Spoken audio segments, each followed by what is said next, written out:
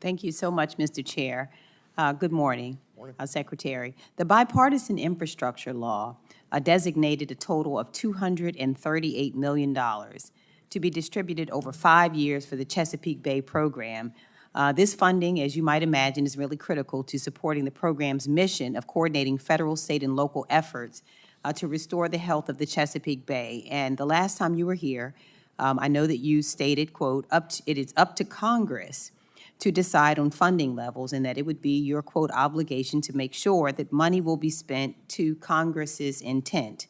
And in spite of that, I understand now that some Bay program funds have recently been halted. In fact, to date, I've not seen confirmation that the full FY25 allocation will be delivered to the program.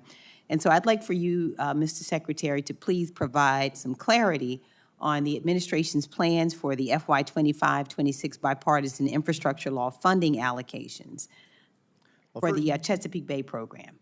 Yeah, first off, Senator, I'm not aware of any funds as part of this program being frozen. I've had the opportunity since confirmation to visit the Chesapeake Bay for the first time as the administrator, which is, for any other member of Congress elsewhere, especially the newer members, they should know that this is a beautiful, amazing bay. This program, this geographic program, is important. The work that EPA does there is critical. Senator, you've been a strong champion for the Chesapeake Bay program, and it's a partnership between you, your constituents, and the EPA to make sure that it's fully funded going forward and continuing to achieve great progress. Okay, and so, Mr. Secretary, and I know we had an opportunity to discuss the Bay during our meeting prior to your confirmation. I know that we agreed that it's not only a national treasure, a treasure for Maryland, but it's a national treasure. So then, will you then commit to looking into this particular issue? I know you said you're unaware of the fact that the funds have been halted. And can you commit then to looking into that, and then we can and reach back so that we can ensure that those congressionally appropriated funds get to where they should be? Absolutely. I will triple check as soon as the hearing is over. I might even have a note passed off to me while we're here, but my understanding is that not a dollar is frozen to that. Okay. Similarly, the administration has recently announced the elimination of the Office of Research and Development.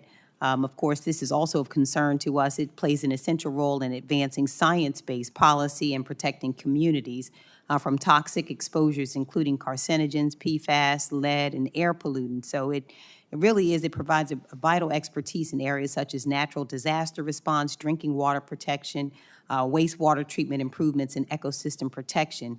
So the idea that this particular program is laying off scientists from the office, of course, is deeply troubling. And I know that you said that you are interested in increasing productivity, efficiency, accountability, and transparency. And so I'm just wondering, can you just share the criteria and decision-making process that was used to shut down the Office of Research and Development? And just tell us, was it based on performance data, or was it just driven by an external directive from DOGE? Well, all decisions are made by me at the agency. We don't have, that's an important part of going through this process. There has not been a reduction in force for that office decided and announced. We've gone through a process, as you're asking, where I and our team was soliciting feedback from staff that's been at the agency for a long time across all the program offices. That is why the reorg that was announced a couple weeks ago includes the Office of Air and Radiation, the Office of Water, the Office of Chemical Safety, and more. And that's why we're creating a new Office of Applied Science and Environmental Solutions. That's why we're adding scientists to the Office of Chemicals. We're going to lean more into PFAS research inside the Office of Water. All of the best ideas came directly from the feedback that we received from career staff.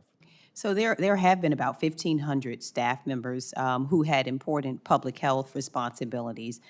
who were terminated. And so was that a part of, like, in terms of how that decision was made? Was it based on performance data? I have not terminated 1,500, Senator. There's discussions of if we were to move forward with a reduction in force, depending on how that reorg is structured.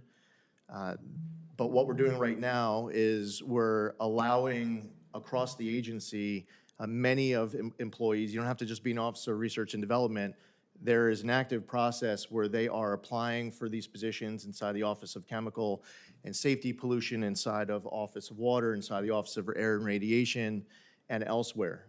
And we are boosting the research and science inside of those offices. Okay, thank you, Mr. Secretary.